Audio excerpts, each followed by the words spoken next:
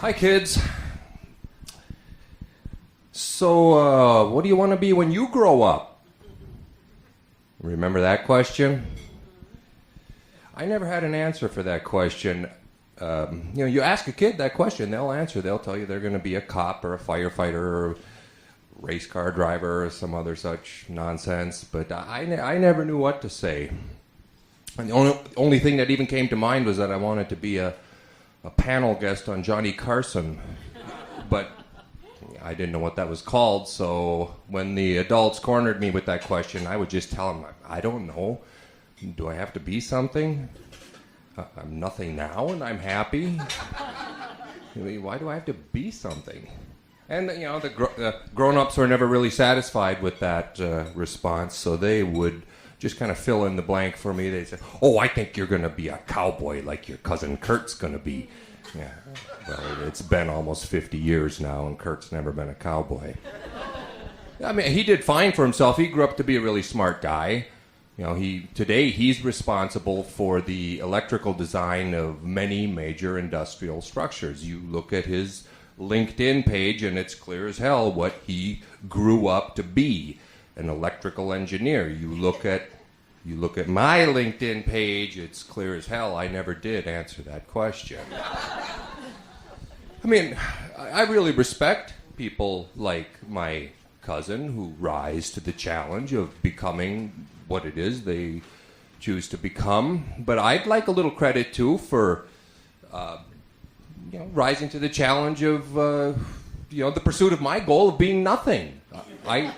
I didn't choose a real simple path to nothingness, like a homeless guy in the Florida Keys or something. I mean, I buy shit. I have a life. I have a wife. I have pets. I live in a house. I drive a car. I even have a boat and a motorcycle. I've got really expensive hobbies, which means I've had to be employed most of my adult life.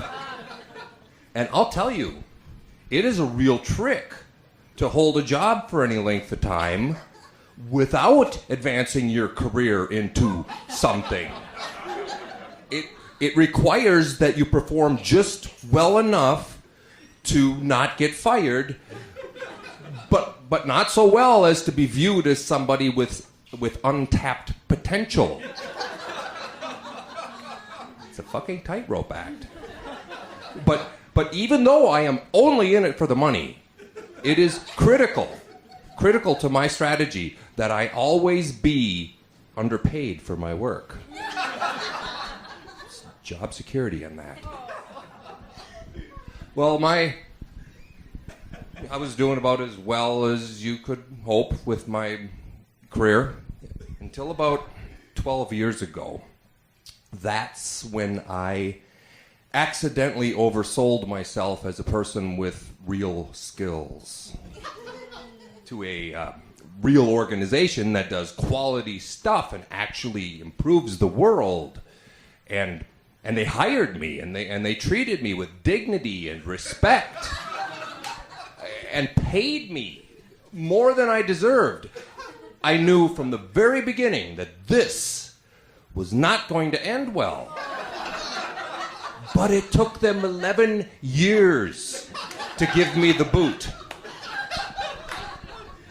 Well, anyway, now I'm home. I'm back where I belong in a shitty job at a stupid, pointless company where they are utilizing the hell out of my very special skills of lifting shit and breathing toxic fumes. The management is always at least a little disappointed in me no matter how well I perform, and I'm making a lot less money. So there you go. Perfect, right? Oh, no, not really. I don't know. I think maybe those 11 years of dignity and respect kind of fucked me up. Either that or I'm just too old for this strategy now. I mean, just the noise alone. I work around all these machines, and they just pound on my head all day long. There's this one that just angrily jingles. It just jingles all day. Like like some kind of demented sleigh ride. It's like Santa is pissed and he's on his way, but he never gets there, and I'm not looking forward to Christmas anymore. And then there's this behemoth, biggest machine in the place, and all day long it just goes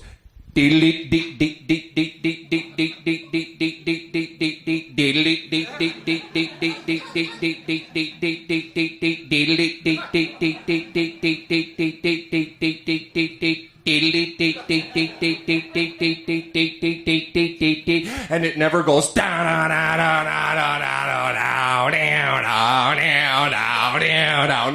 No, it never goes to the next part, never gets to the next part, never goes to the next part. There is no next part. It's like me.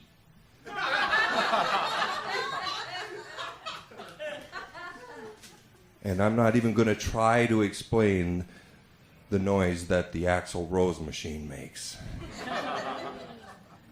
Anyway, the other day, I was outside the building at work, sitting on the hard metal remnants of what was once a padded forklift seat. But I was happy.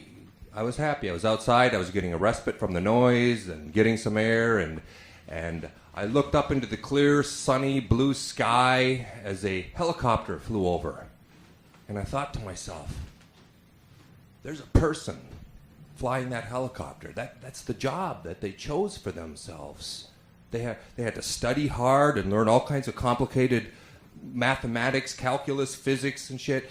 I know a little bit about getting your helicopter license because I listened to Bill Burr's Monday morning podcast as he was studying to get his. So Bill Burr, is now not only one of the most successful comedians in the history of stand-up, but also a licensed helicopter pilot. And I watched as that helicopter flew over and it disappeared over the horizon on its way to somewhere. And I thought about Bill Burr. And I wondered if maybe I could have been a stand-up or a helicopter pilot. Probably not both. I'm not Bill fucking Burr, but maybe one or the other. Maybe I could have been an electrical engineer like my cousin. Maybe I could have been a cowboy like my cousin never was. Maybe I should have been something. But I don't know. I honestly don't. I've been thinking, and I know you're probably listening to me cry about my first world problems here, and you're maybe thinking to yourself, oh, Clark, my job's way worse than yours, and I can handle it. Or maybe your job is way worse than mine, and you like it because you got a better attitude than me. Maybe I got a personal problem. I don't know. Maybe those machines aren't as loud as I think. Maybe I just hate jobs. Maybe as much as I hate this job, maybe I would hate being something even more. I don't know. But what I do know, finally, I think I finally know the answer to that question. What do I want to be when I grow up? Retired. Thank you.